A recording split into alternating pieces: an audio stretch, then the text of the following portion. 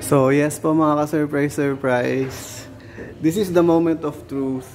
This is my waitering skills mga ka-surprise. And hindi lang po yun, mag-OOTD rin po tayo. So ito na po yun. And syempre, hindi mawawala yung waitering skills natin.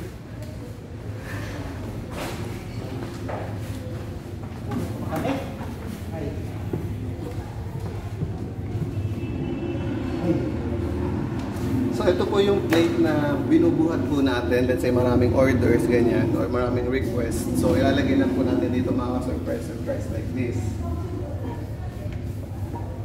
So ayan, so kailangan medyo marunong ka mag-balance. Otherwise mga ka-surprise. May audience po tayo na taga Mindanao, mga ka-surprise. Mag-hi mo muna tayo sa kanya. Kuya, ano pangalan mo? Pwede ko sa kanya papakita mga ka-surprise. Akin lang siya. So, yun lang mga surprise. No, ito na yung OOTD natin for today. And kung may order po kayo or may request po kayo, sa akin lang po. And don't forget, sa akin nyo rin yung opportunity. Alright? Cheers po!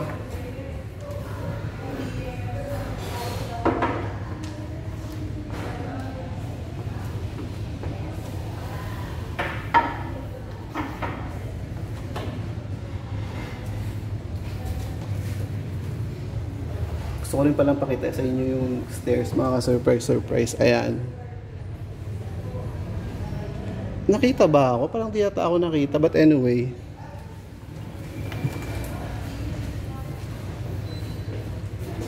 May mga customers sa baba so hindi tayo pwede bumaba.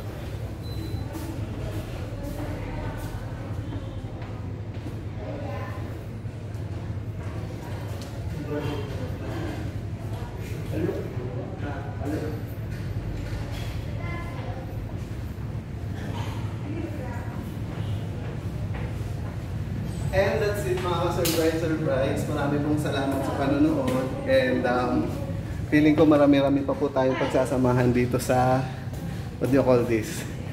Sa journey po natin na ito. Hindi ko na po papahabain, puputulin ko na po. Yeah, yung ilaw na doon patayin daw. Doon na sa labas. Huwag na lang dun eh.